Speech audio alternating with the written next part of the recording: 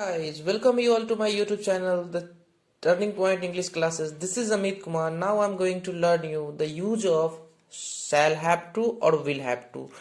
Verb के अंत में ना होगा, नी होगी या फिर ना होगी या ना पड़ेगा आदि हो अथवा इन सेंटेंसेस से हम लोग को क्या क्या भाव व्यक्त हो, बाध्यता का यानी कंपल्जन, अनिवार्यता यानी नीड की भाव व्यक्त हो, वहां पे हम लोग क्या यूज करेंगे, शैल हैव टू का यूज करेंगे और विल हैव टू का यूज करेंगे। अब देखते हैं हम लोग शैल हैव टू किसके साथ लगेगा और विल हैव टू किसके साथ लगेगा। शैल हैव टू आई और वी के साथ लगेगा और will have to they, you, he, see, it या कोई एक नाम के साथ व्यक्त हो के साथ हम लोग क्या यूज करेंगे, विल हैव टू यूज करेंगे। अब एक सेंटेंस देखते हैं, विराट कोहली को अंतिम बॉल पर 6 मारना होगा, या फिर सेंटेंस को हम लोग यूं बोल रहे हैं, विराट कोहली को अंतिम बॉल पर 6 मारना पड़ेगा। ये दोनों सेंटेंसेस से हम लोग को क्या चीज का भाव व्यक्त हो रहा है, कंपल्जन का और नीड का भाव व्यक्त हो रहा है। इसीलिए दोनों सेंटेंसेस में हम लोग क्या यूज करेंगे, विल हैव टू का यूज करेंगे और शैल हैव टू का यूज करते हैं। अब देखते हैं हम लोग एफर्मेटिव का स्ट्रक्चर। सब्जेक्ट होगा,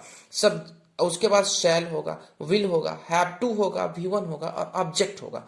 अब देख लेते हैं विराट कोहली। विराट कोहली किसी का नाम है, जैसा कि हम लोग जानते हैं हमारे इंडियन क्रिकेट टीम के कैप्टन हैं, तो ये यहाँ पे क्या लगाएंगे, विराट कोहली। विराट कोहली नाम है इसीलिए हम लोग क्या यूज किए हैं, will have to hit the 6 on the last ball.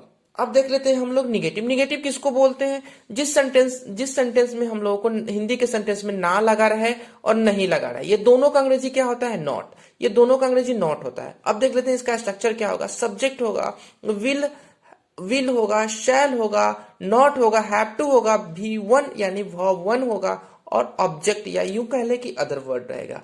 Shall not को हम लोग शॉर्ट फॉर्म में बोलते हैं शांट और विल नॉट को हम लोग शॉर्ट फॉर्म में बोलते हैं वांट। अब एक एग्जांपल देखते हैं, मुझे व्हाट्सएप नहीं चलाना पड़ेगा, या फिर इस सेंटेंस को हम लोग यूं कह ले कि मुझे व्हाट्सएप नहीं चलाना होगा।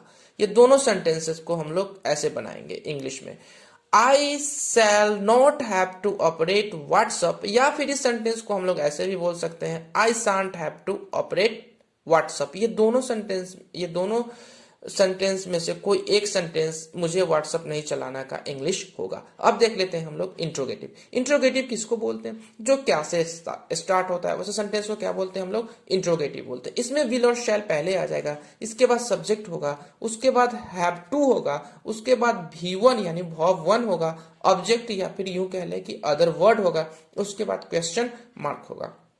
अब देखते हैं एग्जाम्पल, क्या धोनी को जुर्माना देना होगा, या फिर इस सेंटेंस को हम लोग यूं बोल रहे, क्या धोनी को जुर्माना देना पड़ेगा। ये दोनों सेंटेंस से हम लोगों को बाध्यता या अनिवार्यता का भाव व्यक्त हो रहा है, इसीलिए यहाँ पे हम लोग क्या यूज करेंगे, विल हैव टू और शैल हैव टू। अब है धोनी, धोनी किसी का नाम है, वहां पे उससे पहले हम लोग क्या लगा देंगे, विल, धोनी हैव टू पे द फाइन। अब देखते हैं क्वेश्चन। क्वेश्चन किसको बोलते हैं, WH words. WH words means what, who, where, which, it means how।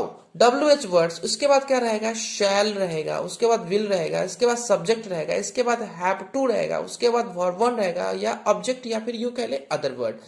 अब देखते हैं इसका एग्जाम्पल, मीठी को क्यों यूट्यूब देखना होगा, या फिर मीठी को क्यों यूट्यूब देखना पड़ेगा। ये दोनों सेंटेंसेस से, इस दोनों सेंटेंसेस से हम लोगों को कंपल्जन और नीड का भाव व्यक्त हो रहा है, इसीलिए ये दोनों सेंटेंस पे हम लोग क्या यूज करेंगे, विल हैव टू और शैल हैव टू का यूज करेंगे। अब देखते हैं क्यों, क्यों का अंग्रेजी होता है वाई, उसके बाद मीठी किसी का नाम है इसीलिए लगा दिए हम लोग विल। वाई विल मीठी have to watch the YouTube. Thank you for watching, don't forget to like, subscribe and share. जय हिंद।